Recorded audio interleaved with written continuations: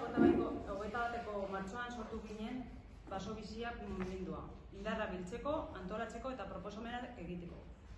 Horrela hasiera eman genion gure ibilbideari ondorengo aldarrekin. Baso Bizien alde, eukaliptorik ez.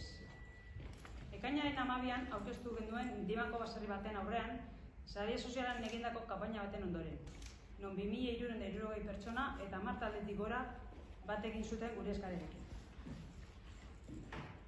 Uda honetan, ikusi eta proposamen berriak aurkeztan ari zirela udaletxetan, erabaki dugu hori guztia jasotzea gida batean.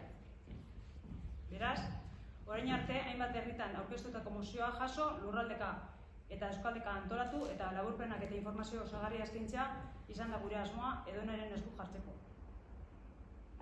Uste dugu tresna baliagarria izango dela, bide hori jorratu nahi duten taldeentzako eta pistak emango dizkiela aurrera egiteko. Udaleko museoen gida bukatuta dago eta gaur, irailaren 4an, Elgetako kafe antxoke honetan aurkeztera etorri gara. Gidak informazio guztiaz gain badu proposamen interesgarri eta usual bat. Gaur bertan ezagutzera emango duguna eta hautsak hartuko dituena. Ziur gaude.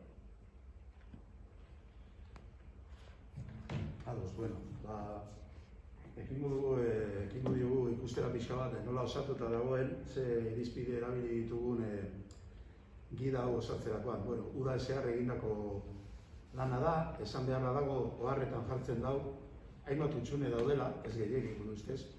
Uda garaian ere zaila bai da, harrapatzea jendea, udaleko jendea, edo mozioa jarri zabana edo, eta utxunetxo batzuk badaude, baina pentsatzen dugu daudenekin, gutxi gora bera, Baso Bizien filosofia jasota dagoela, eta horre lagunduko diola, edon hori urratsak eman nahi baditu bide honetan. Guk egin duguna izan da lan, nolazbait objektibo, hau da, gure iritziak ez dugu sartu hemen, bakarrik egin duguna da jaso, egin dena, hainbat herritan, eta, sarreran, oianek etxatu duen bezala, ekainaren 12ko prentsaurreko horretan eman genuen pixka gure pistak ez nondik nora zentzu diren gure irizpideak proiektu honetan.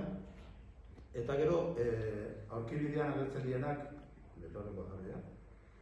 dira pixka batetik datuak, hau da, mozioa lurraldeka eta bailaraka aurkezten dira, nork aurkeztu duen, non aurkeztu duen, zein datatan, eta zein izan den emaitza, bai udaleko partaideen botoen aldetikan, eta gero emaitza bere hortan geratu den, edo aldaketan eman jaso duen.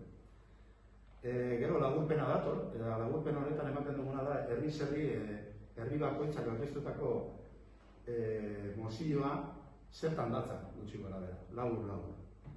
Hurrengo izango litzateke galderak eta zalantzak, hori baino lehen badago beste puntu bat eta da, labur bildu egin dugu hori batzuetan, 3 lurraldetan aurkeztutako mozioen puntu nabarmenenak, hau da, zer da gehien errepikatu dena. Eta ikusiko dugu zentzu diren gehien errepikatu diren elementuak. Eta gero galderak eta zalantzak jarri dugu, ze badaude puntu batzu behar bada gatazkatsuagoak edo interpretatzeko aukera asko ematen dutenak edo, adibidez bat, betikoa, udaletxe batek, demagun itxasondoan zugolak erabaki dute, bere lurretan ez dela sartuko eukaliptorik bila. Eta ni nire lurretan antzuolan sartu nahi baduz, zuk esango dira zuzetz. Orduan horre, Amurriokoek ere jarri zuten oso mozio interesgarri bat,